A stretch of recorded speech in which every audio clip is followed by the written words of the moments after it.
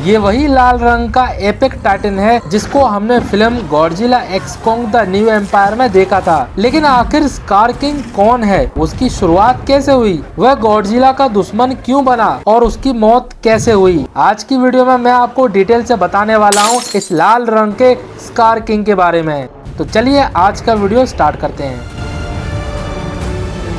दोस्तों, scar king एक प्राचीन ग्रेट एपिक टाइटन था जो हॉलो अर्थ में रहता था। वह सामान्य टाइटन नहीं था बल्कि बेहद चालाक, निर्दयी और सत्ता को हासिल करने वाला एक बहुत ही भयानक क्रूर एक टाइटन था। उसे पूरी दुनिया पर राज करना था। सिर्फ हजारों साल पहले टाइटन और इंसानों के बीच में एक संतुलन बना हुआ था, लेकिन स्कार किंग ने इस शांति को तोड़ दिया। उसने दूसरे टाइटन को गुलाम बनाकर अपनी एक बहुत बड़ी सेना तैयार की और वर्ल्ड पर कब्जा करने की योजना बनाई। उस समय पृथ्वी के रक्षक गॉडजिला और उसकी प्रजाति थी। जब स्कार किंग ने अपने एपिक आर्मी के साथ युद्ध छेड़ा तो गॉडजिला और एपिक के बीच भयंकर लड़ाई हुई थी। ये युद्ध इतना विनाशकारी था कि गॉडजिला लगभग हार ही गया था।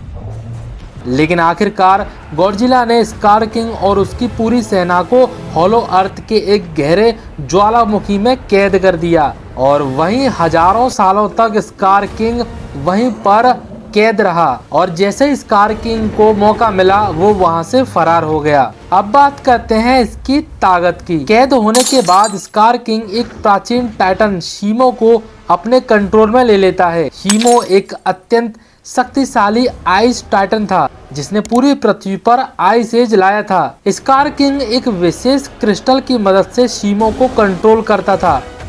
उस क्रिस्टल की मदद से वह दूसरों पर अटैक करवाता था और साथ ही साथ शीमो को मजबूरन उसी की बात माननी पड़ती थी। यही कारण था कि स्कार किंग केवल अपनी ताकत से नहीं बल्कि अपने दिमाग, बुद्धि से भी तेज था। फिल्म की घटनाओं में कॉन्ग हॉलो अर्थ के एक नए एपिक क्षेत्र की खोज करता है और वहीं उसको पता चलता है कि कई एप स्कार किंग की गुलामी कर रहे हैं और उनमें से एक छोटा एप भी था जिसका नाम था सुको। स्कार किंग अपने ही लोगों पर अत्याचार करता था और इसी डर का माहौल बनाकर वो सभी एपेक्स पर राज करता था। जब कॉन्ग उसकी गुफा तक पहुंचता है तब दोनों टाइटन के बीच बहुत भयंकर लड़ाई होती है। स्कार किंग शारीरिक रूप से कॉन्ग जितना ताकतवर नहीं था, लेकिन उसकी फुर्ती, चालाकी और युद्ध की योजनाएं बनाकर वो जीत जाता था। उसके पास बारवेट की हड्डियों से बना एक बहुत ही बड़ा एक लंबा हथियार भी था और उसी में लगा हुआ था एक क्रिस्टल जिससे वो शीमो को कंट्रोल किया करता था। इसके बाद स्कार किंग सरफेस वर्ल्ड पर हमला करता है और उसकी योजना ये थी वो शीमो की मदद से पूरी दुनिया पर राज करना चाहता था। लेकिन इस बार उसका सामना सिर्फ गॉडजिला से नहीं बल्कि उसका साथ दे रहा था कॉन्ग। अब मॉन्स्टरवर्स के सबसे दो बड़े टाइटन गॉडजिला और कॉन्ग पहली बार एक पक्ष में खड़े होकर किसी दूसरे टाइटन से लड़ने जा रहे थे। फिल्म के अंतिम युद्ध में हमने गॉडजिला, कॉन्ग, शीमो और सुको को मिलकर स्कार किंग का सामना करते हुए देखा था। युद्ध के दौरान कॉन्ग स्कार किंग के नियंत्रण करने वाले क्रिस्टल को नष्ट कर देता है। जैसे ही क्रिस्टल टूट जाता है तो शीमो भी आजाद हो जाता है और उसके बाद उसको पता चलता है कि ये स्कार किंग वही है जिसने मुझको कैद किया था और उसको भी उस पर गुस्सा आ जाती है। अब स्कार किंग के पास कोई भी पावरफुल वेपन, शक्ति, ताकत या कोई टाइटन नहीं बचा था। अंत में शीमो अपनी आइस ब्रेथ से स्कार किंग को पूरी तरह से जमा देता है। उसके बाद कॉन्ग को गुस्सा आता है और कॉन्ग उसको पकड़कर वहीं पर जमीन पर तोड़ देता है और यहीं पर स्कार किंग का अंत हो जाता है।